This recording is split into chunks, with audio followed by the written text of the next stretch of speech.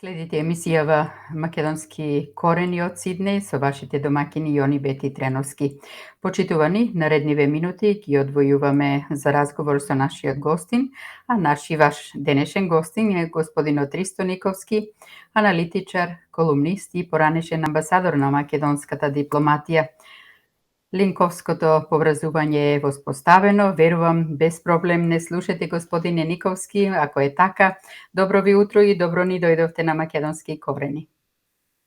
Добро утро за македонците во Македонија, добро утро добар ден за другите ни светот и добра вечер за вас во Австралија. Многу поздрав од татковината.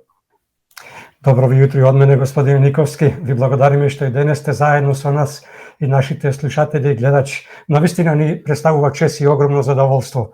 Се надаваме дека ќе имаме плодна дискусија и ќе го задржиме вниманието на сите, како и во сите досега изминати ваши гостувања.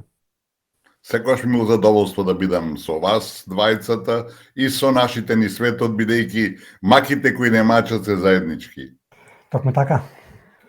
Господин Никовски, американскиот заменик помошник државен секретар Габриел Ескобар неодамна во едно интервју за Павлевич Today, во кој интервју охрабрува Македонија да направи уставни измени, помеѓу другото изјави дека, цитира, Македонија е вистински пример за соживот меѓу албанците и православните луѓе. Завршен цитат. Како ќе ја прокоментирате оваа негова изјава со која што ги избриша македонците и од македонски народ постанаа православни луѓе, а албанците ги именуваат токму така со албанци? Ова ли е официјалната политика на САД? Па за жал, може да се констатира дека токму тоа е официјалната политика на Соединетите американски држави и некои тумачења, толкувања поточно на македонски дека дека е направен лапсус, грешка, тоа мислам не држат вода. Впрочем, не е прв пат да Ескобар употребува речник кој апсолутно не кореспондира со македонските интереси. Тој пред некое време рече дека сме ние северно-македонци. Значи, со други зборови, ако американецот кој е најверзиран во балканските работи и вклучувајќи ги тука и македонските, да каже нешто и да, мислам, остане жив, тоа значи дека тоа е американска политика. Само знаете, не е тоа најтрагичното од се. Тоа е политика која веќе ја имаат манифестирано македонците подолго време, а ние не реагираме. Знаете, кога некој не реагира, макар имплицитно се согласува. Јас издвоив за денеска за вас и ќе ви прочитам тука што изјави американскиот амбасадор Волерс. Ова е Нова Македонија од 27 ноември 2013 година, значи пред неполни 10 години.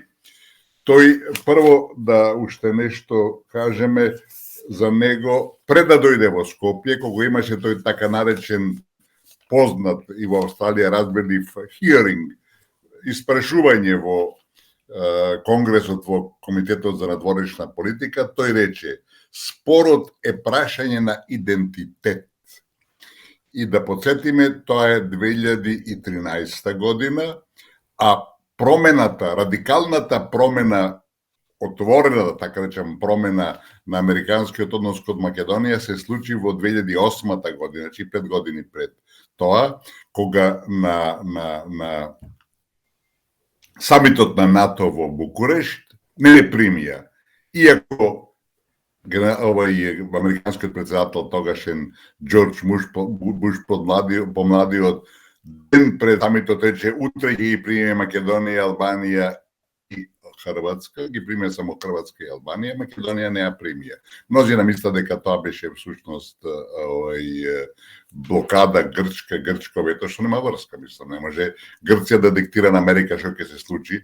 Се случи тоа што американскиот председател беше на крајот од мандатот и веќе неговите знаеа дека Македонија со референцата не може да влезе во НАТО, бидејќи тоа значи дека никогаш нема да го промени своето име. А овој, велам, значи, и промените настана веднаш, после тоа во Скопје дојде нивниот амбасадор Рикер, Филип Рикер, кој отворено зборуваше дека може да се преказва. До американски амбасадор не спомна прекастување, не спомна, него беше проблемот со името, не се реши ништо. Рикер ни држи лекции, ако не го смените, немате перспектива, мора да го направите тоа и така натака и така натака. И сега има негови наследник, Волерс, кој вели, спорот е прашање на идентитет. И сега тој Волерс, нова, значи на 7 ноември 2011 година, значи да изјават 6 ноември 2011 година пред неполни 10 години, која рече: вие, како жители на Македонија, треба да решите како ќе се дефинирате себе и врз основа на кои вредности. Значи, не сте македонци. Не можете да се дефинирате по својата рационалност, која е различна, ниту по верата, која исто така се разликува. Прво за сите жители на Македонија, вклучувајќи и албанците кои не се спорни. Значи, ова е негација директна на македонскиот народ. Значи, ниту по верата, која исто така ви се разликува, или по културата која е слична, но не е иста. Тоа го рече Волерс на предавање пред студентите на Универзитетот на Југоисточна Европа во Тетово, значи пред албанците. Значи, ова е политика, трајна американска политика, која од време на време ги отвара картите, а ние се правиме недоветни, божем не забележуваме ништо и си молчиме. Чим ке молчиш, ке те стижат под кожа.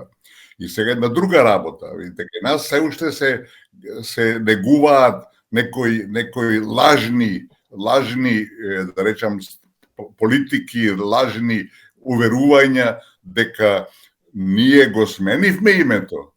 Ама идентитетот ни останува. Тоа не е така, разбирате. Да, Франција е прекар статутаре во Нормандија, тие нема да бидат веќе французи, ќе се бидат нормандици, разбирате. А нас, да се прашаме право, а зашто не прекрстија? Не прекрстија. Како што рекол и Волерс пред 10 години, разбирате, дека треба да се промени идентитетот на народот.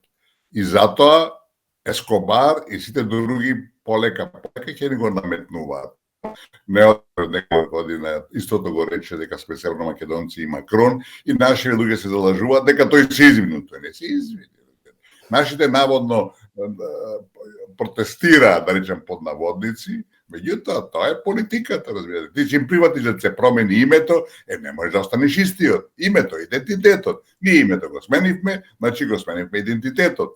А дека е така, ние прво со договорот од Нивици се согласивме дека македонците се во егејскиот дел, односно во Грција, не во егејскиот дел, егејците никој не ги признава, нели така, дека македонците се грците де факто, дека Македонија може да користат само тие во светот, и ние веќе во светот не сме македонци, разбирате.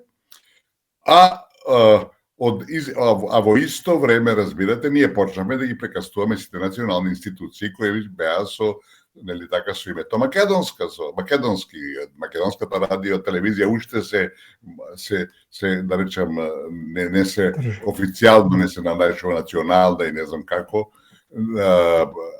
На македонската опера и балет веќе е национална, македонската информативна агенција е веќе национална, таа не е национална, туку е медиумска мија, разбирате. Све ние променивме, разбирате. И се како сакате, ние сами се однародуваме како македонци, а чекаме некој друг да не почитува и да не рече дека се македонци. Значи, ние самите се откажавме свесно со подпис дека не сме веќе македонци.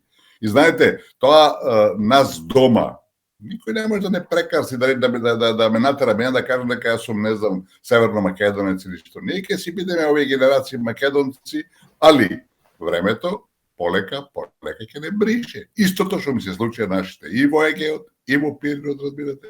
Полека, непризнати, геноцидот се врши кај нив многу потворно, кај ќе биде поспор и подолгорочен, така да ние за светот веќе не сме македонци. Ние сме северно македонци, што значи што е измислено некој зови народ кој никој го признава. Така. Во петокот, Советот за стабилизација и асоциација, како највисока форма на диалог меѓу Европската Унија и Македонија, за прв пат од потпишувањето на спогодбата за стабилизација и асоциација во 2001 година, дојде во Скопје. Како гледате на пораките кои се испратија, особено на оние пораки кои се однесуваа на уставните измени и реформите, но и на тоа дека нова преговарачка рамка немало да има? Дали ова е еден вид нов притисок врз опозицијата за да гласа за уставните измени и дали ќе има последици од ваквите пораки, особено врз опозицијата? Ќе успее ли оваа европска тактика да им донесе она што го посакуваат иако е спротивно од волјата на македонскиот народ? Тоа во крајна линија, а и во почетна линија зависи само од нас, разбирате. Ако ние капитулираме, тие ќе ни аплаудират, ќе чета лалдавие. Браво, одлични бевте, како што се случи и со нивици, како се случи и со така начениот француски предлог. Значи, ако ти не си спремен да ги браниш твоите интереси, никој друг нема да те брани ни да размислува за тоа дека ти си во право, дека тоа не е фер. Тоа во мигрантната политика такво нешто не постои.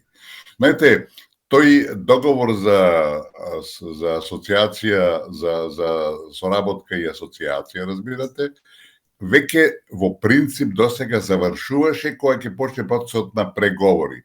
Тој процес на преговори кај нас како подготовка за почеток е започнат, преговорите не се започнати, ама тој процес завршуваше.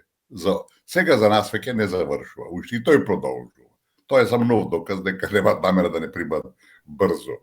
Гестот што тој се одржи прв пат во Скопје е позитивен, али треба се стави во контекст на жестокиот притисок на кој веќе сме изложени, да капитулираме, да го смениме уставот, разбирате, и сите што ни реферират на сите западни фактори е морате да го смените уставот. Не мораме. Тоа зависи од нас. Прво нема двотретинско мнозинство и тешко, дај Боже, ќе се постигне, дај Боже, никој не се постигне. Значи, тоа зависи од нас, али нивната цел, нивната задача е да тоа го повторуваат како папагали и сите, значи без исклучок, кои ќе доаѓаат и во Македонија и пораките од странство се дека мораме да го смениме уставот. И ние во тој галиматијас во кој самите се доведовме, бидејќи ние прифативме и подпишавме со Бугарија, тоа е договорот Петков-Ковачевски, така наречен француски предлог кој има врска со Франција, разбирате. Притисокот беше француски, тие посредува, али прифаќањето и подпишувањето е наше, тоа е всушност и вториот протокол кој е подпишан лани во јули, разбирате, меѓу Османи и бугарската министерка или министер кој беше тогаш. Значи, што направи Европа? Еден многу мудер потек, али нашите наивни аматери, разбирате, и неписмени политичари тоа проголта. Тие ни наметна самите себе да се блокираме. Затоа што и блокадата на Грција, и блокадата на Бугарија тешко им паѓаше на Брисел. Знаете, од едној епока се покажуваат како неефикасни, некадарни да ги решат проблемите, затоа што една се ужјогунила, што ви кажат, веројатно тоа е на српски, и ги блокира сите нивни активности. А вака, еве ги македонците, ќе им го подметнеме уставот, тамо би свести дека не може да се поставено мнозинство позицијата, без не може да се такво нешто. Иако сега се повторуваат, треба сите политички сили заедно да го извршат да променат уставот. А зашто го прават? Да капитулираме и да почнеме официјално со бугаризација на македонскиот народ? Не доаѓа предвид. Значи, Европа, Унијата, Америка ќе подржат со тој вокабулар свој, да не присилуваат така тоа истото се случи со германската министерка која пред некој ден беше тука, да не присилуваат да капитулираме околу уставот, а прифатили Македонија да го промени уставот, тоа значи дефинитивен крај на македонизмот и на македонскиот народ. До таму е дојдена работата. Веќе ножот е до коска, И ако нашите идиоти, да простите на израз, го прифатат тоа и веќе започнуваат со промени, со подготовки за промена на уставот, го направат тоа, тие ќе бидат воени злосторници на македонскиот народ. Така.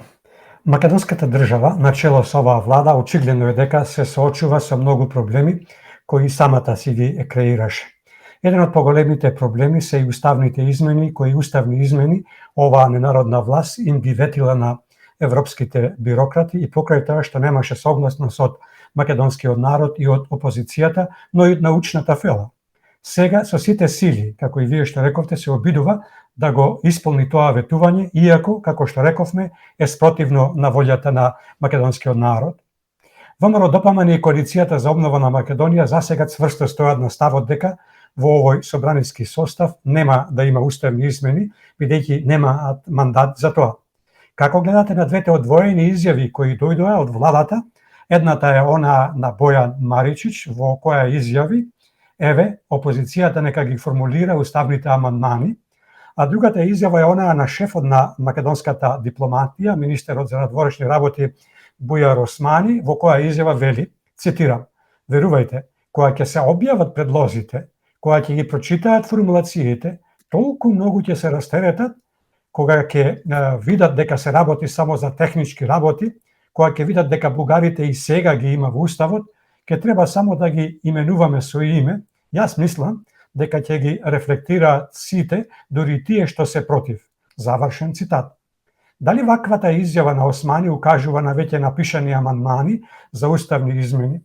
Ако е така, во тој случај со која цел се крива толку голема фама дека во мај ќе започнела широка дебата на таа тема и каков одговор ќе им дадете на сите оние кои тврдат дека со влезот на бугарите во македонскиот устав всушност ќе се направила дистинкција помеѓу македонскиот и бугарскиот народ? Да почнеме од крајот. Видите, поголема будалштина од тоа дека со внесување на бугарите во македонскиот устав ќе се покажала дистинкцијата меѓу двата народа, велам, поголема будалштина не сум чул може да последните 10 години. Па видите, ние не ги игнорираме бугарите, за нас бугарите постојат. Ние можеме да бугарите да ги ставиме во сите наши закони и Софија ќе продолжи да смета и да тврди и да јавно изјавува дека нема македонци, дека нема македонски јазик. Тоа е таква будалштина, таква измена македонскиот народ, што велам споредба нема. Второ, господин Маричич, него мене ми се крева од капата, тој е еден тежок измамник, кој нема скрупули, не знам што презимето не е македонско, не знам дали е србин, дали што разбирате, што е негова пределба. Меѓутоа, како подпредседател на владата, работи против македонските интереси. И човек кој неколку години како министер за правда забран се користи терминот македонски за некоја невладина организација, треба да биде одамна на ѓубришот од историјата. Кај нас тој не крои судбината. Сега се вратиме на третото и на Бујар Османи. За него сум рекол 100 пати до сега дека работи за албанските големо албански интереси, големо национални интереси, дека на македонските интереси не може ни во малиот прст, разбирате. Меѓутоа човекот има една позитивна карактеристика која мора да ја нагласиме. Тој е на некој начин свесно или несвесно искрен, разбирате. Додека нашите политичари македонски цело време ни тврдеа, со Бугарија не се разговара за националниот идентитет, не се разговара за јазикот, Бујар Османи излезе со изјава, најдовме решение со Софија за јазикот. Па чекај сега, ако не се разговара, ако не е на маса, како решение најдовте за јазикот, разбирате? Исто околу националниот идентитет, исто така тој ни ги отвораше картите. И сега, додека на измамник вели дека, еве, Бујру, вие напишете ги уставните амандмани, овој вели, слушајте, тоа е завршена работа, разбирате. И сега, знаете што е најинтересно од сето тоа? Дали ќе се обидат бугарите? Сигурно се обидали, вршиле притисок, само дали нашите идиоти прифатиле да во уставот стават македонски бугари, бидејќи за Софија ние сме македонски бугари, разбирате, дека не сме македонци. Тоа е единственото прашање што е. Иначе се друго, разбирате, кога начелно се зборува за ставање на бугари, не знам, малезијци, не знам, од Фиджи, луѓе во нашиот устав, тоа во принцип не е спорно. И нашите аматери често пати со тоа мафтаат, разбирате. Меѓутоа, основно треба да се праша. А зашто, како прво, зашто барањето да бугари влезат во македонскиот устав доаѓа од Софија, а не од малата бугарска група, етничка заедница нека биде која живее во Македонија. Зашто? Тоа е првото, разбирате. Значи, Софија ни поставува ултиматум, уцена и блокада да влезат бугарите во нашиот устав. Неприфатливо, понижувачко. Сега една мала дигресија. Деновиве читав во авион летал некој американски пионер, до него била некоја дама, очигледно млада дама, и тој рекол, а таа била со, нели така, со како се ката овие звонице што ги користевме, маски. Не важно, че покриено лицето, разбирате. Така. И понудил прво $100 да го симне тоа. Таа не прифатила. Дошол до $100,000, разбирате? Таа не прифатила. И тој рекол, ама знаете, секи ви донесам доручек, ќе извадите покривката на лицето. Таа рекла, да рече, ама тоа ќе биде моја волја. И не прифатила. Тоа покажува, разбирате, достоинство. А нашите, што прават? Се прифаќаат, разбирате. Така да, самото тоа барање на Бугарија треба се стави на маса и да се анализира. Прво, зашто Бугарија го постава тоа барање? Второ, такво нешто нема во договорот за непријателство и несоработка и недобрососедство. Нема ништо за бугари во уставот. Значи, тоа е извадено од ракав, разбирате. Тоа е второ и клучно и многу важно. Трето, а зашто и можеби најважно, а зашто Бугарија го поставува тоа како ултиматум? Значи, тие имаат некој план. Не е тоа колку да не така да покажа дека тие се главни, ние сме споредни. Тие имаат стратегија. И која е таа стратегија? Значи, кој ќе почнеш да анализираш таа стратегија, тие ќе влезат како, нели, и тие не велат како малцинство. Тие велат како конститутивен народ, разбирате.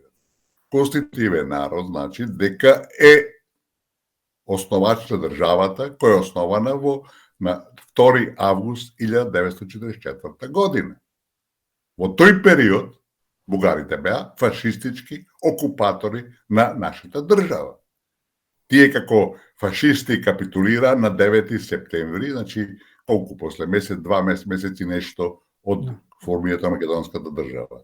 Имплиците, и тоа апсолутно јасно и дискутабилно, ако ние ги ставиме во уставот како конститутивен народ, значи тие тогаш биле во најмала рака администратори, а не биле окупатори и фашисти, разбирате. А тие ќе го тумечат тоа како ослободители. И ако влезат како такви во уставот, прво објаснивме дека со тоа ништо не значи со признавање на двата народа, бидејќи тие не ги не ние, разбирате, тие де факто почнуваат нова фаза на ингеренции и мешање во Македонија. Да спомнеме дека тие веќе овие двата спорни клуба што се во Битола го затворија, фала му на Господ, во Битола, во Охрид не е затворен. Тие најавија дека во секој град, во секое село ќе формираат такви клубови. Зашто? За бугаризација на Македонија. Ке стане и веќе станува да бидеш бугари во Македонија професија, како тоа ѓубрето наркоманото до Охрид, што го направи национален херој, му дадоа таму што не му дадоа све, тие ќе купуваат, разбирате, како што почнуваат да купуваат. А за една Бугарија не е голема сума да извадат колку стотици илјади или неколку милиони евра да тука купат бугари, измислени бугари кои ќе ви се мешаат во се, разбирате. И ако така гледат, не забораваме, последица ќе биде тоа што нивниот председател тврди дека 120 бугарски пасоши, 99,99% од економски причини ги земале тие пасоши, никој не е бугар. Еве најдобро за изборите нивни кои се на 2 април, во земјата гласат се пријавило 50 души. Значи никој. И тие што на пописот што се пријавиле 3504, не се чувствуваат бугари или малцинство, тоа се може имажен од Бугарија и така натаму и така натаму. И ако е тоа 120 со право, велам во наводници, ама со право во суштината, Бугарија во сите поглавја од преговорите со Европската унија ќе бараат место во држава за тие 120.000 бугари. Ќе бараат да бидат правична застапеност во администрацијата, ќе бараат школи, учебници, ќе бараат своји пратенички места гарантирани, ќе бараат министерски места гарантирани. И крај на Македонија, разбира. Така да тоа воопшто не е случајно. И другата страна на медалот, зашто треба да се одбие тоа и тоа со игноранција и со индигнација да се одбие тоа барање кое за жал нашите го подпиша, разбирате, е дека да се прашаме прво, а зашто ние треба да ги ставиме бугарите во нашиот устав? Одговорот е заради прием во Европската унија. Ако оставиме тоа прашање на маса, многу лесно, без голем авторитет аналитички, ќе се утврди дека Македонија нема да стане на Европската унија, ни теоретски, за помалку 20 години. Се, ако е така, за нешто што нема да биде ни, можеби никогаш, али за најмалку 20 години ти да менуваш сега устав, па те надвор думот. Разбирате? Значи, сите елементи, сите аргументи се против промена на уставот, бидејќи се тоа подметнати кукавички јајца, и ако ние ги прифатиме, прифаќаме пораз, прифаќаме бришење на македонскиот народ и прифаќаме забрзан процес на бугаризација. Многумина си помислија дека овој совет е дојден по сопствена одлука, но во понеделникот оваа дилема ја разреши вице-премиерот за европски прашања Бојан Маричик, кој кажа дека владата го повикала за да им каже на пратениците и на опозицијата дека немало можност за репреговарање на преговарачката рамка и на целиот француски предлог. До толку ли, што би се рекло, забегале? Постои ли нешто што не може да се репреговара, особено кога се работи за само идентификување на еден цел народ, но и после направениот преседан кој што се случи во Охрид на средбата помеѓу Вучик и Курти, на која средба се докажа дека репреговарањето е можно? Тоа е една нова тешка измама и манипулација со македонскиот народ. Бидејќи, видите, прво цело време се мата дека ги почнале преговорите. Рекоме дека отворена е само првата фаза за почеток преговор, фаза, чиме е прва фаза, има и втора. Тоа знаеме, тоа е промена на уставот. И на таа, ако таа фаза биде всушност отварањето на преговорите и преминување на овие поглављата, шесте кластери, или така, новата преговарачка. Значи, на тој втор состанок меѓу владин, меѓу Европската унија и Македонија, треба формално да се прифати од наша страна преговарачката рамка. Значи, ние не сме прифатили. Факт е, мислам дека тие наши генералци од власта се согласиле. Ние во парламентот го изгласавме така тој француски така наречен предлог и тоа не обврзува нас. Меѓутоа, формално прифаќање на преговарачка рамка ќе биде на таа втора конференција. Таа меѓувладена конференција ги дава сите права, че ми извините, тоа веќе не важи. Разбирате? Зашто е понижачко, со сите аргументи кои пред малку ги кажавме, дека тоа е неприфатливо за нас. Тоа е првото. Второто, вие сами рековте, што е апсолутно точно. Во Охрид, Европската унија се договори со Вучич пред се, дека и со Курти, само тоа е веќе друга приказна, дека преговарачка се дополнува со нови, се менува со други зборови. И тоа не е само едини случај.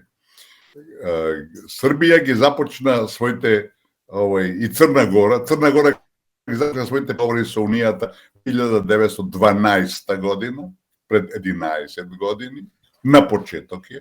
Србија ги започна во 2014 година, неполни 9 и нешто години, разбирате, на почеток е, сваѓате.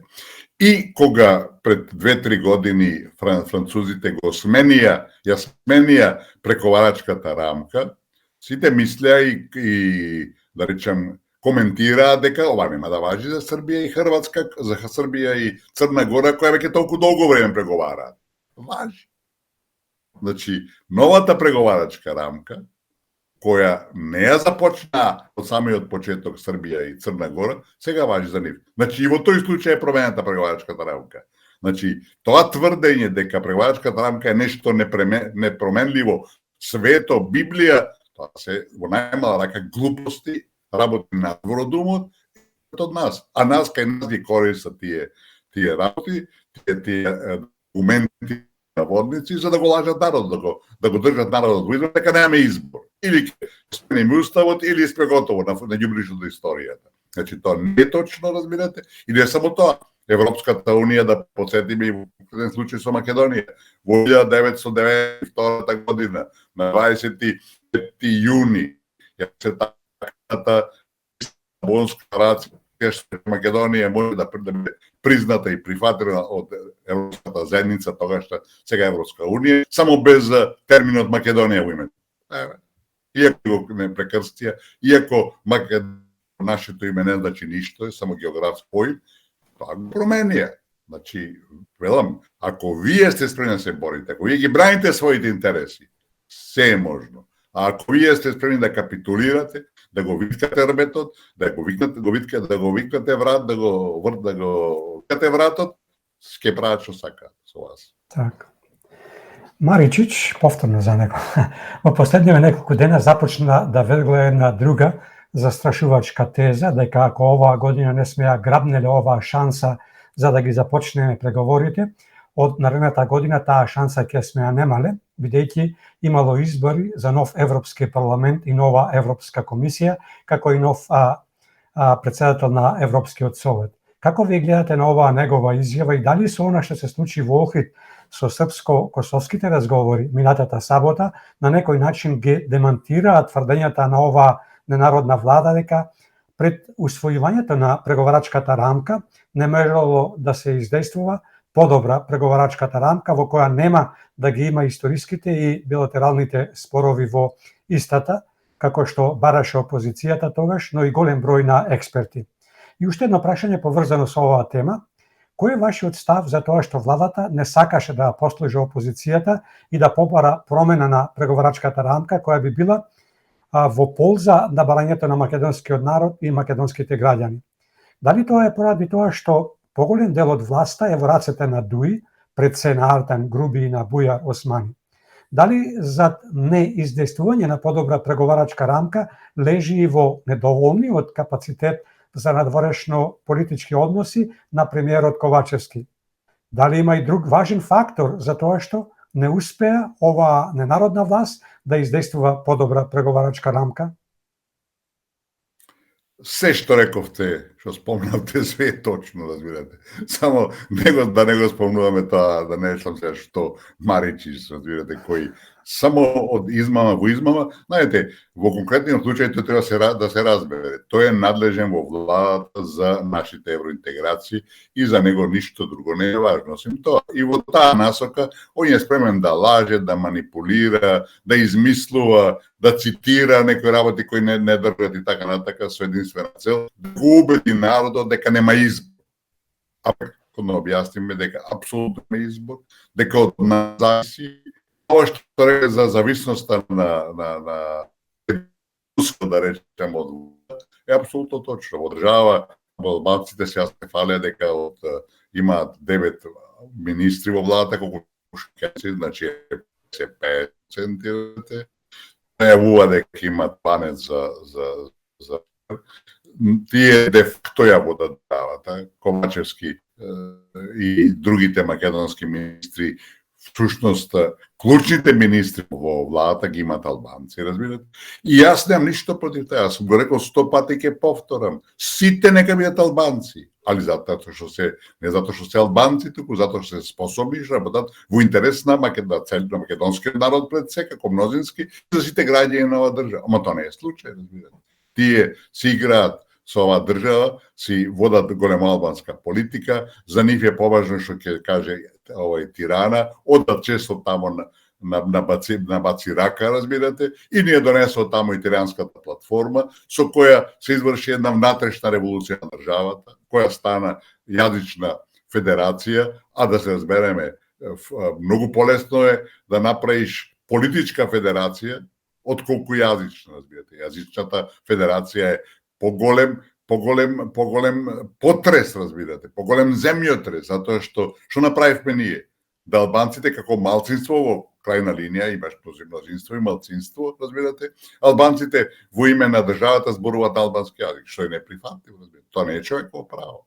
Тоа е менување на суштината на уставниот карактер на државата. И ние тоа го правиме, го менуваме на еден таков начин, разбирате, што покажува дека не сме зрели, дека не сме доветни и дека не знаеме што правиме. Така да, сите овие движења што ги спомнавте вие сте точни, се е тоа на штета на македонскиот народ, али дека македонците спремни да голтаат и да дозволат во владата да има нели така 9 македонци и 9 албанци за министри и да главните ресори, разбирате, финанси, економија и така натака ги држат албанците, па извините, тоа значи дека државата не знае, македонскиот политички блок не знае што прави, не знае во која насока ја турка државата. А тоа се погрешно, што се потврдува и на бројни анкети на населението. Ке се навратиме пак на средбата од минатата сабота на 18 март во Охрид, кога се сретна Александар Вучик и Албин Курти, а премиерот Ковачевски беше домакин на таа средба под покровителство на Европската Унија. Каков е вашиот став за оваа средба и што мислите за донесените заклучоци од 12-часовните маратонски преговарања, од кои заклучоци се скрои договор, односно анексот кој остана непотпишан? Дали навистина овој непотпишан договор има правно обврзувачко дејство, како што тоа го изјави Ескобар? И како може да има правно обврзувачко дејство оној договор кој е потпишан од пред 10 години во Брисел за формирање на заедници на српски општини, да не биде правно обврзувачки? Дали со овој договор е веќе завршена работата околу односите помеѓу Србија и Косово? Ке има ли некакво дејство овој договор во однос на Македонија, особено на начинот на кој што беше решен? Дали оваа средба е и последниот обид на САД и ЕУ да ја притегнат Србија за да ја сврти грб на Русија? Мислам дека средбата во Охрид ништо не реши, дека апсолутно не е постигнат некој поголем напредок, барем не во целина. Некои елементи ќе се применуваат, тоа се согласија двете страни, али ништо клучно нема да се постигне и нема ништо клучно да промени во нивните односи.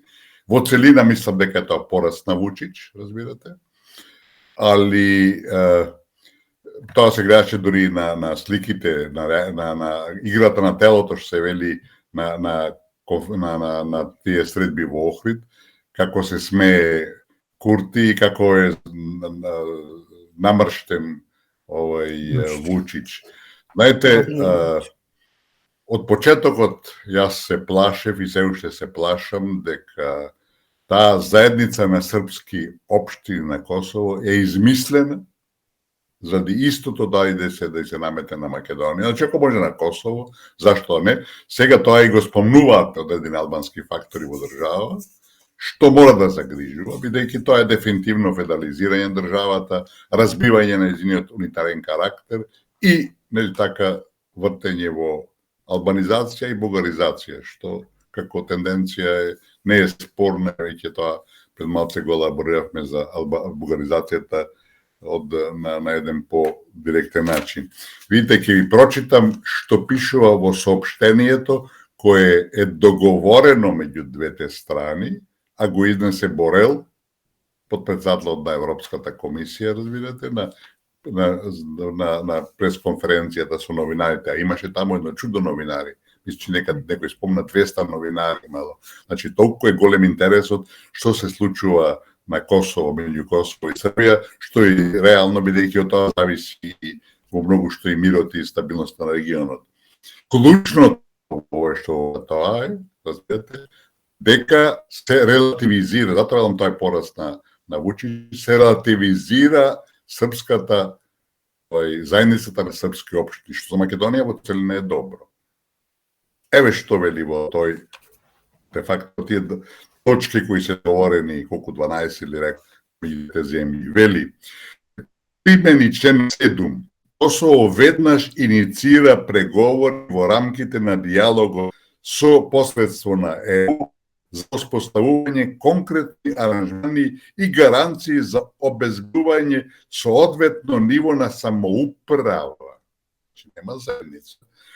Самоуправа за српската заедница на Косово во согласност со релевантните претходни договори за дијалог кои се утврдени од посредникот на ЕУ.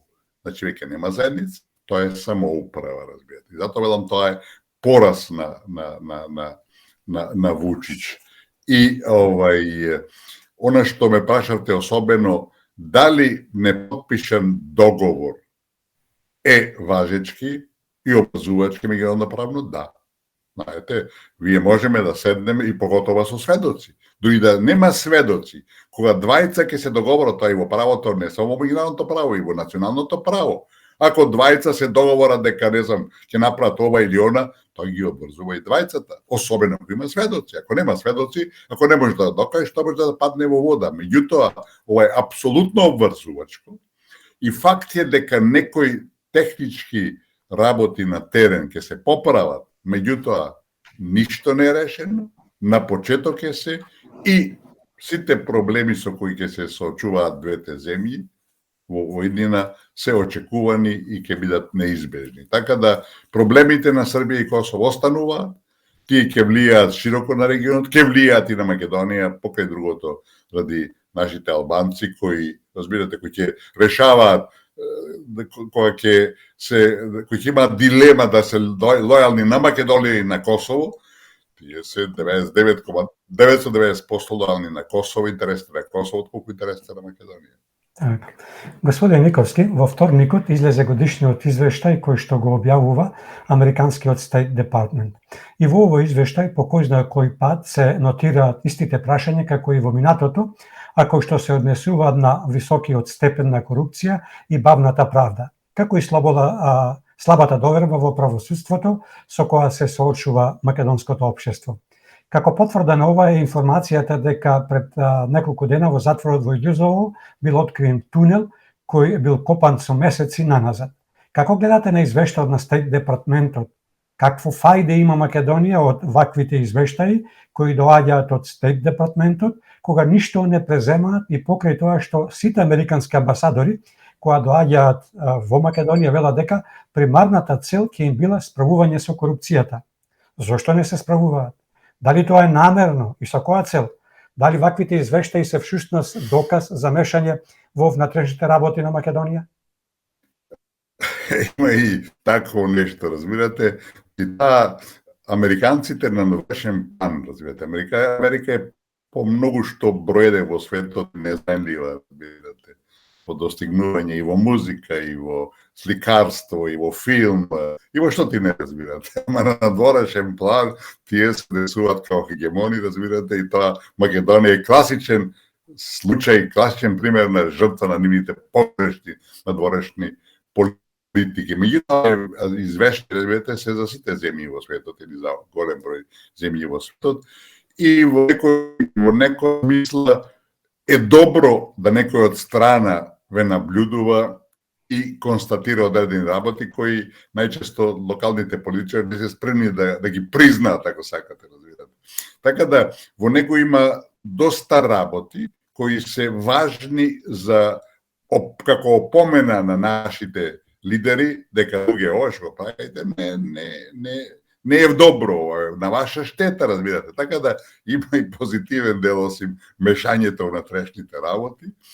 А конкретно за нас, разбирате, е најважно од сето тоа дека прво и за нив, како и за Советот на Европа, нема проблем со бугарите во Македонија.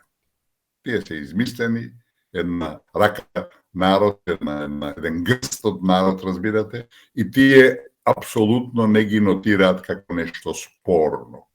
Тоа е наш аргумент, кој треба да го искористиме во однос на Брисел, разбирате, ама за тоа треба способни луѓе. И второ, во извештајот на Стејт департментот за Бугарија се регистрираат сите тие манипулации, неспроведување на пресудите од судот во Страсбург, разбирате, и слично. Значи, уште еден доказ, уште еден аргумент со кој ние можеме да мафтаме, да манипулираме и да се бориме за нашите интереси. Тоа кај нас не се случува, разбирате. Така да, во целина, тие извештаи може да се гледаат со една позитивна димензија, бидејќи констатираат работи кои се во интерес на народот во оваа држава и како такви треба да се користат. И сега дали е резултат, ми се чини дека не може да се поврзе директно со извештајот на Стејт департментот, меѓутоа мораме да нотираме дека има одредени бранувања, така речам јас, и во односот на нашите политичари. Паѓате, ние до сега према Бугарија ништо не преземавме, како да сме отсутни, разбирате, дека тие не тепаа, не плука, ние се правевме дека не гледаме, разбирате. Сега пред наш, видите, изјави дека Бугарија треба да ги почитува пресудите на судот од Страсбург. Тоа е еден сериозен исчекор напред. Второ, позитивно е и тоа што овај провокативен клуб во Битол Затворе, разбирате, истото ќе го стигне и овај во Овица, ќе изманипулира, направија некои потоа одложат, разбирате, и тоа не е нив. Така да, кога дирате со глава, па колку да ви тврде главата, како на некои наши идеи, крајот ќе мора да се гледате дека некои работи не функционираат, дека се на ваша штета и дека последиците ќе бидат трајни и долгорочни и не само за државата, него и за тие политичари, бидејќи народот наш не е глупав, све гледа, све регистрира и цената ќе мора да се плати. Во понеделникот во Чајри се случи тој најавен митинг на ДУИ под мотото Тој доаѓа. Како гледате на тој митинг, особено на изјавата на Ахмети, испратена до огнената група, во која им порача да внимаваат што прават, оти ќе бидат прегазени бидејќи дуе ураганот. Како гледате на овој раскол? Дали овој раскол може да им ги поремети плановите на бриселските бюрократи во однос на нивната европска агенда околу состојбата Македонија-Бугарија?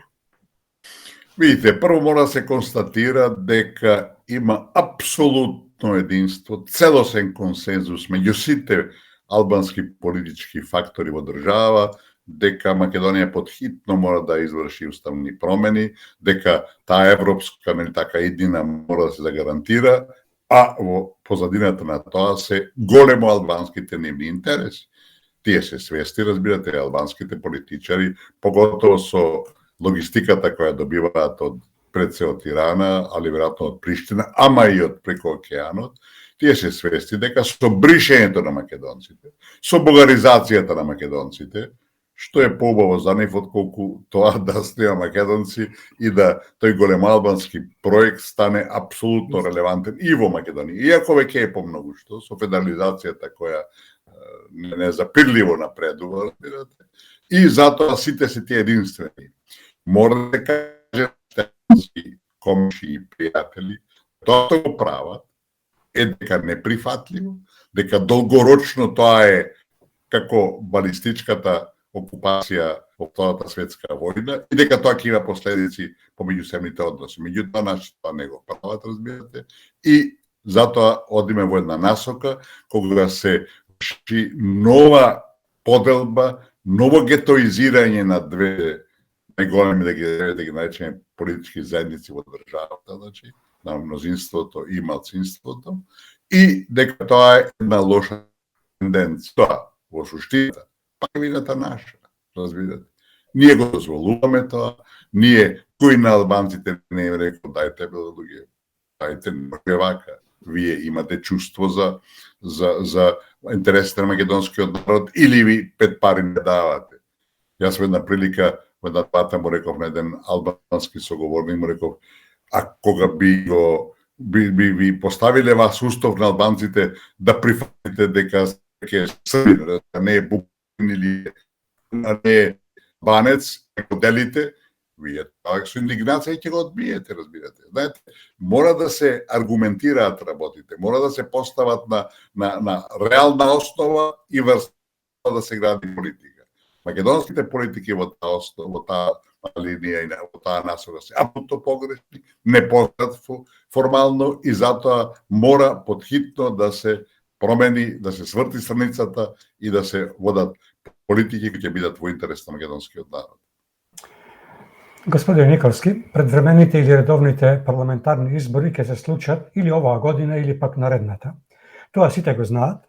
Идната година ќе бидат и претседателските избори.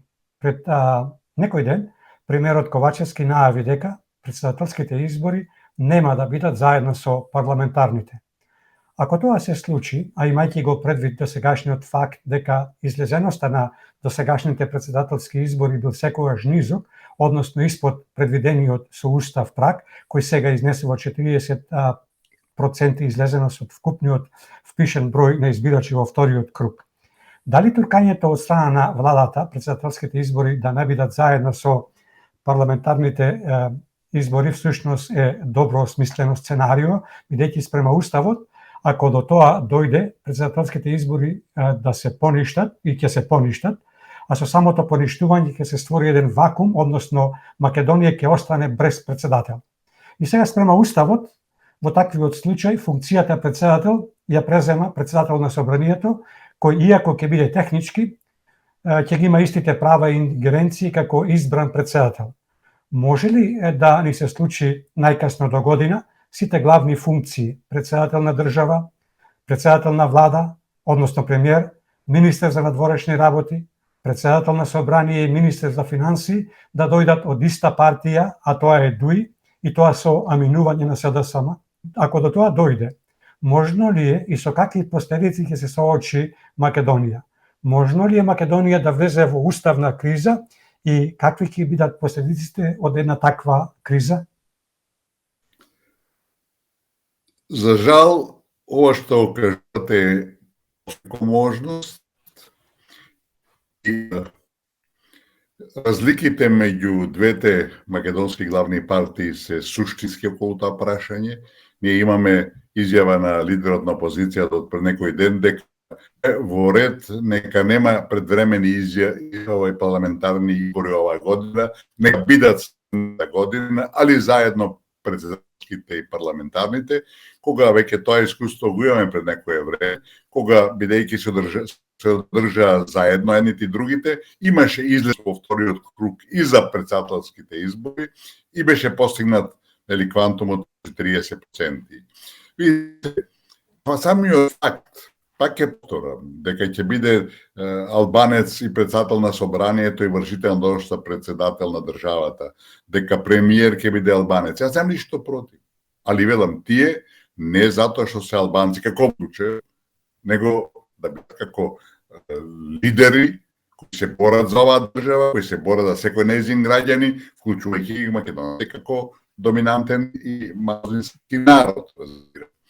И кога зборуваме на таа тема, разбирате, разликата е во тоа што владеачката партија СДСМ има за цел да остане на власт што подолго, значи до некаде кога септември, октомври следната година, а не во април или март, кои ќе бидат претседателските избори, бидејќи со право се плашат. Ако изгубат власта, знаете, јас не верувам дека новата гарнитура ќе им ги прости сите овие злодела кои ги прават врз македонскиот народ и врз македонската држава, и затоа тие купуваат ден по ден. И кога веќе ги спомнавте изборите, мислам, заслужува објаснување еден друг момент, што сега опозицијата ја обвинува дека таа бара инсистира предвремени избори. Морам да признам дека ставот на Мицкоски дека еве додиме на избори следната година, значи да за една година, заедно председателски и парламентарни, јас сум против тоа, мислам дека тоа е грешка. Напротив, треба да се инсистира да има што побрзо избори, бидејќи државата оди прудолу, и ако ние уште една година тапкаме во место и одиме надолу, лесно може да се случи дека после тоа враќање нема да има. Меѓутоа, велам, да го објасниме и тој феномен што нели го ги обвинуваат опозицијата дека на странските амбасадори им велеле дајте да одиме на предвремени избори, после тоа ќе го смениме уставот. Мислам дека тоа не е точно, дека опозицијата е апсолутно свесна дека промената на уставот води во дефинитивно бришење на македонизмот и на македонците и дека тоа нема да го дозволат. Меѓутоа, ако се на предвремени избори, кој што се одмислам, кој може некој не го разбира, ако се на предвремени избори, ќе се случи тоа што опозицијата ќе добие големо мнозинство, може би преку 60%, преку 60 пратеници, што ќе, дај Боже, многу корисно за државата во целина. Знаете, тоа промена уставот и до 2/3 од пратениците ќе биде невозможна, бидејќи сега им фала овие наши, да ги наречеме, правници со право, ми се чини, кои распродава све што е македонско, сега треба може би 6, 7, 8 пратеници да стигнат до 8 2/3, тогаш ќе им требат 15 или 20, разбирате што во народ доминира. И велам, значи, интерес на државата е што поскоро да има избори, да прекине ова понижување на македонскиот народ и продавање на македонизмот, затоа што секој изминат ден е на наша штета и носи неспоредливи, неизмерливи, разбирате, последици и штети. Така да во секој случај треба да се инсистира по сите начини да изборите бидат што поскоро. И уште еден многу важен факт кој ми се чини кај нас не се согледува. Знаете, времето може би да нема да работи за опозицијата, бидејќи за некаде кон крајот на оваа година, нека биде ноември, октомври, ноември, кој ќе заврши скринингот, ќе биде прашање да се биде или не за државата, поставено од странците. Ако нема уставни промени, државата ќе биде блокирана. Нема напредок во Европската унија, што народот, иако последните анкети покажува дека народот се повеќе свесен него од Европската унија не ништо, меѓутоа, ако се доведеме до таква ситуација, сите странци ќе бидат за власта, разбирате, против опозицијата. Опозицијата ќе испаде дека е противник на Европската унија, што не е точно. И тоа, ако изборите дојдат некаде во април, март, мај, јуни следната година, може скапо да го платат. Затоа, во таква ситуација, ако при крајот на годината немат да може да се извршат уставни промени, јас се надевам и го молам Господ, иако не сум религиозен, да нема, разбирате, опозицијата ми се чини дека едини начин да ги спречи промената на уставот ќе биде да го напушти собранието. Така ќе бидат надвор, 44 се тие од опозицијата, пратеници, разбирате, не може да гласат, нема 2/3 за промена на уставот и завршена приказна. А во собранието може да биде околу дивици, купени, уценети, платени, натака, и дате, што е €1.000.000 да му се дадат некого за да се уништи државата, некого ништо, тие пак може да дадат од било кој извор од нека бидат странските тајни служби, разбирате. А знаете, за €1.000.000 може да ќе паднат, така да, велам, опасноста ќе биде голема, како што направија со нивици, со судовите, со вадење од притвори, така натака, со уцени, разбирате, тие 8 души што ја продадоа државата за лични интереси, сваќате, тие такви може да се најдат. Така да излез за опозиција по колку други беше чим дојде крајот на скринингот, чим нема до тогаш да дозволат, штом нема да дозволат да се овие уставните промени, да се повеќе од парламентот и ќе биде завршена приказната. Во наша корист.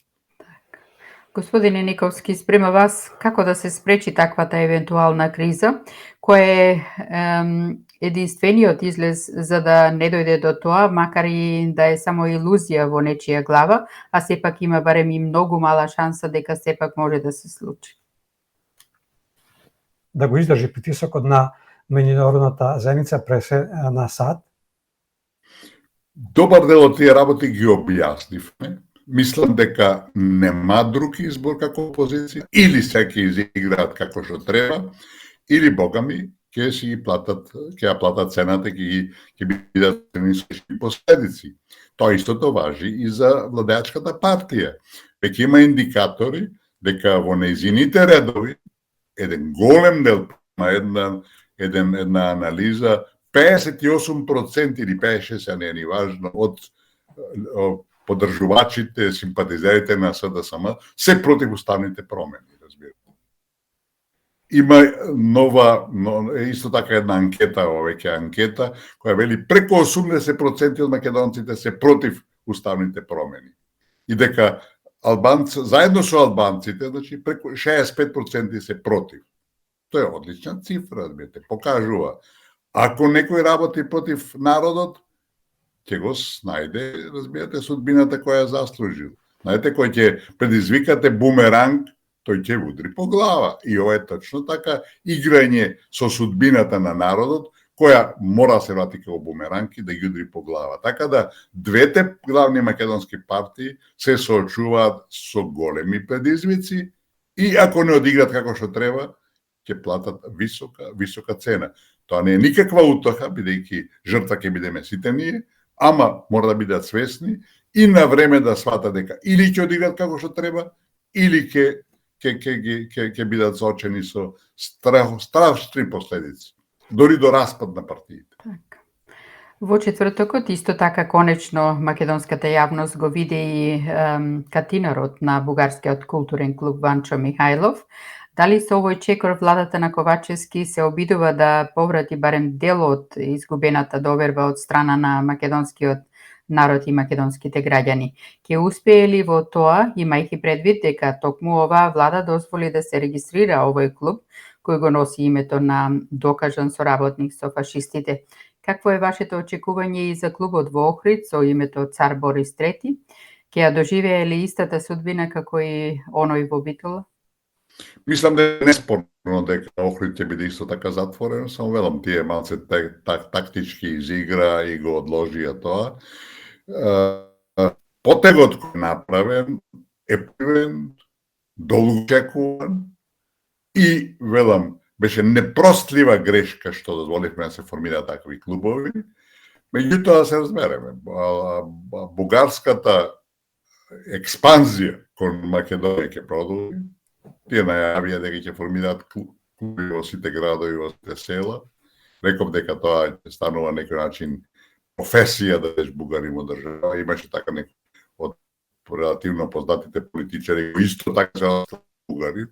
Очигледно големи амбиција има и се сваќа што викаат србите, сад му е матер, разбирате, сега му е мајката, разбирате.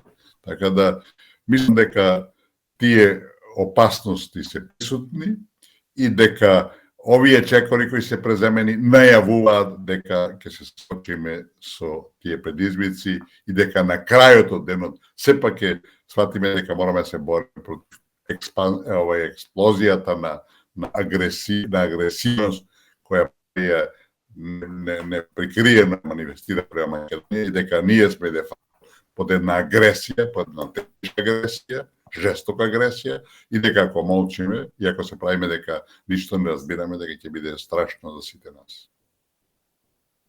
Господин Никовски, вчера вечер, пред неполни 24 часа всушност, пронешниот шеф на македонската дипломатија Никола Димитров при гостување на интервју на една национална телевизија говореше за притисокот од меѓународната заедница кој што во последниве неколку денови доби на интензивитет.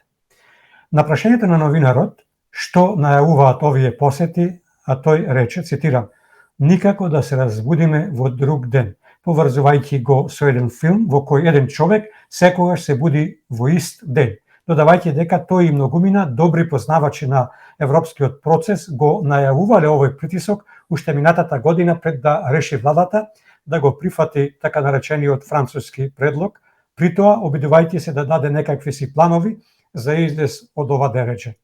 За какво разбирање на политичкиот процес говори господинот Димитров? Како гледате на ваквите негови изјави и сугестии? Се пробудили Димитров? Дали навистина се вратил во реалниот свет пред се после подпишувањето на срамниот и уништувачки договор во Нивици? Не само договорот од Нивици.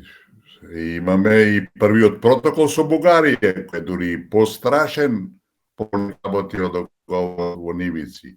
Велам, човекот се разбуди на некој начин кога го изфрли од власта. Мислам дека се што кажува тој, иако се мора се признае, елементите кои ги објавува, кои ги користи, фактите кои ги користи се позитивни и точни, меѓутоа беше до вчера, разбирате. Знаете, некој кој направи такви катастрофални грешки, непростливи, историски, нема легитимит сега да држи лекции. Мислам дека тоа мора да не биде јасно, бидејќи капитулацијата на Македонија започна со Киото рамковен договор и следниот исчекор кој беше пострашен од се, беше договорот од Нивици. Тој го подпиша, тој го преговараше, разбирате. И, велам, и протокол, кој е првиот протокол од, мислим, беше 2018 година, 2019 година ќе да беше, тој покажува дека ние капитулиравме не само во однос на Грција, туку и во однос на Бугарија. Носител, подписник на тие две капитулации е Никола Димитров. Тој прифати дека нема македонци во Грција, во Егејот, разбирате, а татко му е таму. Значи, ако татко му, значи не е македонец од други зборови, разбирате. Тоа, значи, навлегуваше, тоа што он го подпишуваше, му навлегуваше во неговата фамилија. Знаете, ако нешто се случува, не знам, на Фиджи, во Уругвај, вие не можете да ги знаете деталите. Разбирате, и може да направите грешка, затоа што, знаете, тоа е далеко. Ама во конкретниот случај, во неговата фамилија, тој ги расипа односите во својата фамилија. Тој го дискредитира собствениот татко. Ако татко му е геец, разбирате, и ако потекнува од Грција, не може да нема таму македонци, разбирате. Он потпишува дека нема македонци. Да, мора да се земат таквите личности со резерва, иако, пак ќе повторам, факт е дека елементите кои ги дава се користи точни, али веќе тој не е личноста на која треба да му се верува и личноста која треба да не води во некаква насока. Господине Никовски, како гледате на изјавата на германската министерка за надворешни работи Аналена Баербок, која рече дека Македонија треба да ги исполни преземените обврски за уставните измени, додавајќи дека оваа преговарачка рамка била на Европската Унија, а не преговарачка рамка помеѓу една земја членка на Европската Унија и со Македонија, и затоа ќе инсистирале ваквата преговарачка рамка да биде спроведена ваква каква што е. Видите, тоа само потврдува дека таа дојде тука, не случајно, да врши притисок, да ни лекции. И знаете кој беше претходен висок германски политичар кој тоа беше во 2011 година, кој дојде тука да не тера да го смениме устав, разбирате. Значи, тие доаѓа, чиста нам. Иако Меркел во целината беше доста балансирана, таа во една прилика кога имаше средба со Никола Гревски, му рече дека одлуката на Хашки суд околу договорот со Грција е наша победа и дека тоа ние имаме право да инсистираме тоа, ние не инсистиравме, тоа беше наша грешка, иако тоа беше победа, разбирате? Тоа што тука е интересно. Оваа министерка ќе дојде пак во декабри, а да ја простите не излеса, шо мајка бара? Значи, оценката е очигледно дека во декември ќе биде клучно, ќе биде завршено со скринингот, уставни промени многу тешко или нема воопшто. Но и ќе дое повторно да врши притисок. А дека која е нивната политика, јас ви издвоим сега ќе ги прочитам нешто што е објавено, што го има изјавено нивната амбасадорка во Скопје, Урлике Кнот се викала, на 3 октомври 2010 година. Тоа е пред 13 години, неполни. Вели, националниот идентитет е онаа слика што народот ја има за себе и таа слика се менува низ историјата. Значи, идентитетот ваш сега е нов, поинаков, треба да се освестите кој сте и што сте. И продолжува. Државниците треба да имаат храброст да направат и непопуларни отстапки. А кои се тие? Да го променат идентитетот на народот. И продолжува. Вели, значи, тоа изјавата е во 2010 година. И таа прогнозира. Вели, во 2020 година ќе бидете членка на Европската Унија. Ќе имате ново име. Северна Македонија. Албанското население ќе го зборува македонскиот јазик, што е случај и денес, а македонците ќе го зборуваат албанскиот јазик, што ќе го учат уште од детски градинки. Мислам дека ова е убава визија за земјата. Не е нереална. Може да се направи и пред 2020 година, ако се работи на политички план. Знаете, амбасадорката не го вади тоа од рака.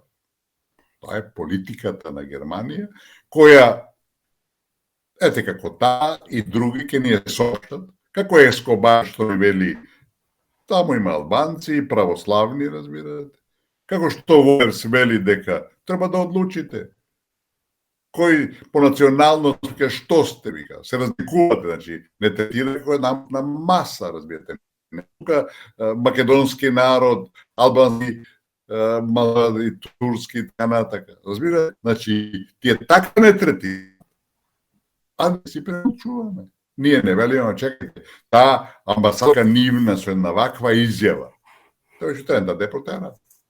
Иако не протераат, разбирате. Знаете, Македонија сепак е мала земја, не може да зима такви радикални потези. Може да протеруваат американски амбасадори, русите, кинезите. Македонија не може. Изолира ја. После тоа, никој нека не ја прима. Ама тоа треба да имате стратегија, да имате, разбирате, функционирање. Така да, велам, таа најавува ќе дошла подоцна во декември. Чекај, прво те поканил некој во декември, те поканили. Сега веројатно не е поканено. Знаете, 95, јас го знам тој од моето искуство, 95% од посетите, ако не и 100%, речи си, на сите тие високодостоинственици политичари од западните земји доаѓаат по нивна иницијатива, на наша покана, разбира. Јас можам да ви кажам дека така било и кога јас бев во Велика Британија, например, биде министерот Портилјо за одбрана, разбирате. Нивна иницијатива беше, иако Портилјо тогаш, 94-та година, беше во Охрид, зборуваше за Македонија, македонски народ, а грчките новинари таму пукаа од мака, разбирате. Јас едино го поканив сегашниот крал британски Чарлс, разбирате, кој беше така само наследник на книгот, тој дојде во Охрид и беше на убава посета. Фаќате. Така да, во принцип, сите тие западни великодостоинственици политички доаѓаат на своја иницијатива, кои ќе имаат интерес во Македонија да ги пласираат, како и оваа наша драга пријателка под наводници, што рече, ќе дојдам јас и во декември, вика. И тогаш, знаете, ќе бидам уште пожестока дека мора да извршите промена на уставот и да, нели така, обстанете на некој европски пат. Таму така тие доаѓаат со мисла дека ќе можат да не калемат, сенкисне ние зеленчук или некое растение. Само во воштарството и за земјоделието има калемење. Како гледате на така им дозволуваме, затоа така се однесуваат, разбирате. Така. Нажалост има такви што на тикви калемат и бостан. Таква ни е и власта во овој момент. Како гледате на она што се случи во мултиетничко Кичево, каде што кичевскиот градоначалник Фатмир Дехари слави 10 годишен јубилеј под мотото 10 години Кичево под албанска власт? Зошто властите и владата на Ковачевски, особено од СДСМН и од институциите, молчат за ваквата националистичка прослава, каде што целото раководство на ДУИ, владиниот партнер на СДСМ и Ковачевски, е индиректен соучесник. Со која цел градоначалникот Дехари во ова време се служи со ваков чекор, промовирајќи национализам и идентитизам?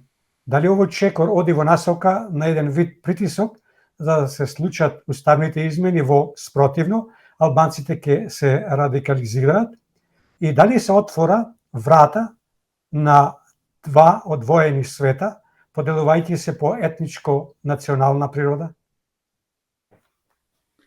Видите, тоа ни се случува веќе во најмала рака после агресијата од Косово 2001 година. Не заборавајте кога неодамна Артан Груби, кој е втор човек на владата, тоа официјално што го нема ни во уставот, разбирате, повторно измислено, рече Кичево е наш воен плен и таму не може да биде македонец градоначалник. Видите, ако сум јас премиер, после на таква изјава, утајам да ќе му речам, или ќе се изјавиш јавно, или ќе си заминеш на ѓубришето од историјата. Никому ништо.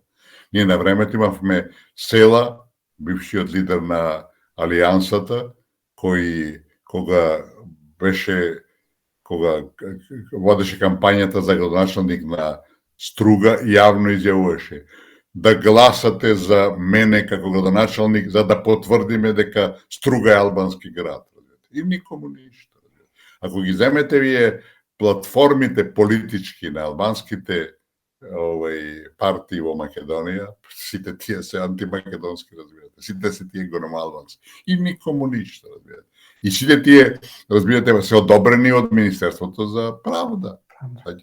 И никому ништо. И тоа се толерира. Знаете, дека мижите, дека затварате очи за пред некои очигледни работи и тенденции, тоа е само прашање кој ќе ви се дадат во глава, а не се одираат секојдневно. Така да, ова е само еден нов знак, нова манифестација на тој голем албански шовинизам, разбирате, кој ние го голтаме, а власта не смее да мрдне со прст, што овие одма ќе ја променат политиката и тие ќе ги истемат власта, разбирате, ќе паднат, зависат од нив, и тие се нивни слуги, нивни вазали, разбирате, и тоа продолжува и понатака. Такви расти, до сега сме имале стотици и стотици. Па да не забораваме дека пред 10 година, ако не можда и помало, на отварање на универзитет, така наречен во Тетово, се свидеше албанска. Во други училишта албански, кај што се најголем дел ученици албански, се свиеше албанската химна, разбирате. Знаме дека Фатбе Сими, кој сега ни ги чува финансите, отиде во Слупче како министер за одбрана, разбирате, со униформирани лица од кабинет негов, разбирате, албанци сите, отиде во Слупче да ја одаде признание на учак.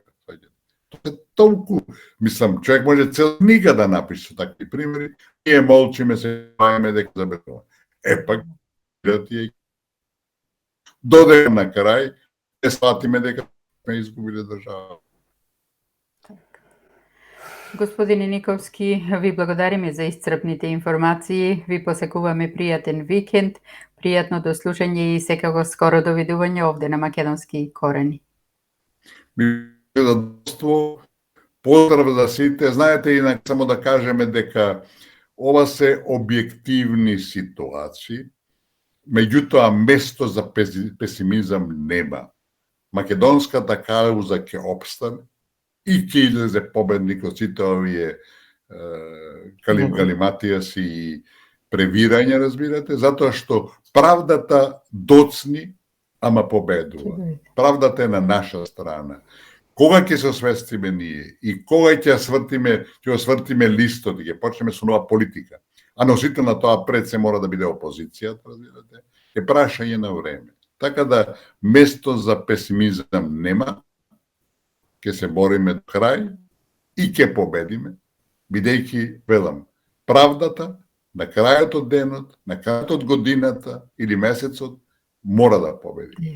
Македонија ќе биде вечна, македонскиот народ ќе биде вечен, али треба да се освестиме што порано и да тргнеме во насока на решавање нашите проблеми и на наметнување на вистината која никој не може да игнорира. Ако ние не се бориме за тоа, никој нема да мрдне со прсти да рече, ама чекајте, овие се греот, овие се тако. Такво нешто нема во мината политика. Поздрав на сите наши каде и да се, Македонија ќе ни биде вечна и ќе победиме. Да ни е вечна, да сте ни живи и здрави. Одлична порака од ваша уста во Божји уши. Остануваме во контакт, се гледаме за скоро. Поздрав и чувајте си го здравјето. Чувајте се и секој добро. Поздрав.